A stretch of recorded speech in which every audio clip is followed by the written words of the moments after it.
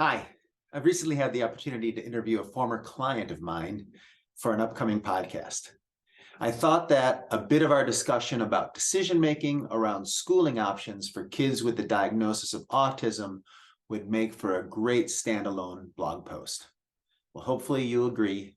So check out a bit of my conversation with Kelsey General and keep your eyes out for the full podcast interview scheduled for release at the end of the month.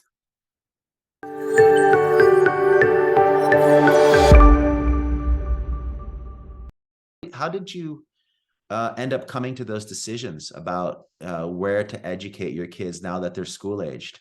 You've Yeah, got one at home that you're doing the homeschooling, and you've got yeah. one in school. What was it that made you decide to go the direction that you did? Yeah, so it was never I mean, I guess when I had kids, I always kind of thought about homeschooling. I was always a really hands-on mom even before the autism diagnosis. I stayed home. But then as a single mom, I had to go back to work and those kind of thoughts faded really quickly. And the plan was always while Brentley was in daycare and in preschool settings to train everyone around him, really get him used to this classroom setting so that he could thrive in school. And that was always the plan until June, I believe, of 2019, it was, when you called me one day and things had gotten really, really bad at daycare and said, I think it's time for him to come home. And what that meant was we had tried training a lot of people in these daycares. And at the end of the day, Brentley needed a really, really set way of teaching in a really positive way and a way that nobody could deliver with 100% fidelity except perhaps me, because nobody has the same kind of motivations as a parent has. And that day I left work. um, I stayed home with him and got him really, really in a good place over the next 3 months, and we were ready to put him in school starting in September. At the time, Brentley was doing a lot of headbanging, which had always been his go-to behavior that had kind of roller coastered up and down. Um, he was not really communicating, just a lot of really unsafe behaviors, um, that we felt we did have a really good plan to prevent. Um, but unfortunately, that was hard for other people to do.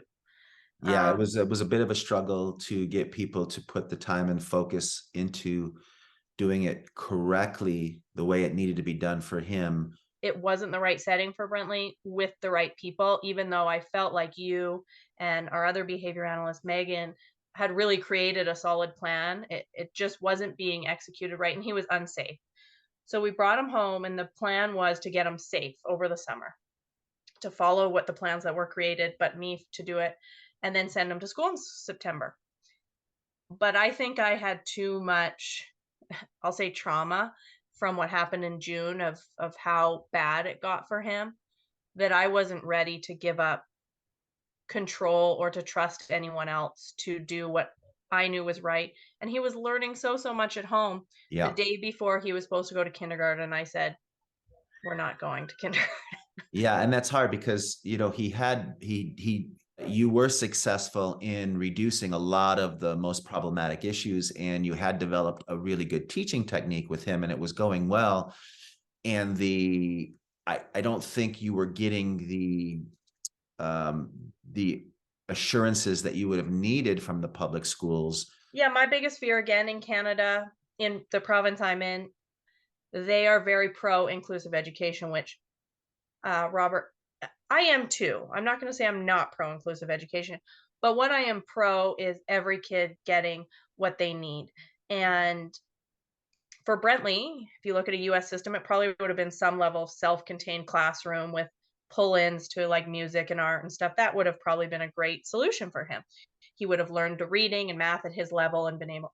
However, in where I am, it would have been him in the classroom all day, in a typical classroom with probably a one to one. And I knew from our daycare experiences and having you and the best people trying to train, and it didn't work. And so I knew that that setting was just probably not where he was going to thrive. And at home, like, he was just able to learn, and we were just able to focus what he learned a lot more on his needs. Yeah. Just the tenacity at which you go about making sure that he's getting the best help that he can get, and you've done a wonderful job with him. Let's just state that up front. Thank you very much. I mean, it wasn't without the help of you and Megan and just all great people who have trained me. And that's always my main take home message to parents is whether you're going to keep your kids home or send them to 40 hours of ABA or send them to full-time school or do whatever you're going to do with them. My message is always make sure whoever's doing that is also training you, because I think we all learned in COVID and in, this time things can just shut down. And, if you don't know what to do, it's a really dark place. And so I just think that's Yeah. my main message. is Yeah, always that's funny. That's been one of my go-to messages for probably 15 years now, ever since almost 20 years now since we started in Germany. Yeah, exactly. So that's how it was decided that Brentley was going to homeschool. And we've continued, and I'm not sure Brentley will ever go to public school because, I mean, even though he can't communicate the way, a kid of his age might, he's at grade level in reading, he's at grade level in math. He is doing things where I firmly believe in a public school system, as no one's fault, he would have been sitting in the corner of a classroom, not learning to the best of his ability.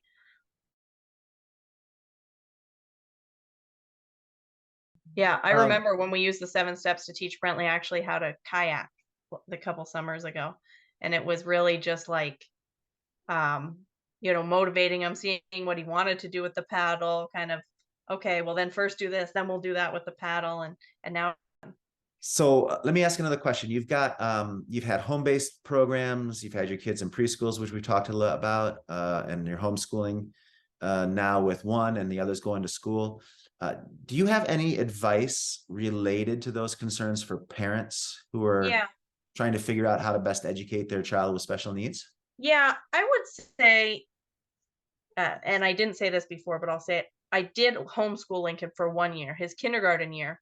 It was right after COVID. We weren't really sure about the schools. I was like, you know what? I'm home anyway with Brentley. I'm going to keep Lincoln home. And I would still love to have Lincoln home, but it did not work. It didn't work. It wasn't the best for him. It wasn't the best for anyone. Let's just say that. Lincoln is a very project-based learner. He could learn for 2 months about snakes, and you could do math and reading and everything related to snakes, and things would be great.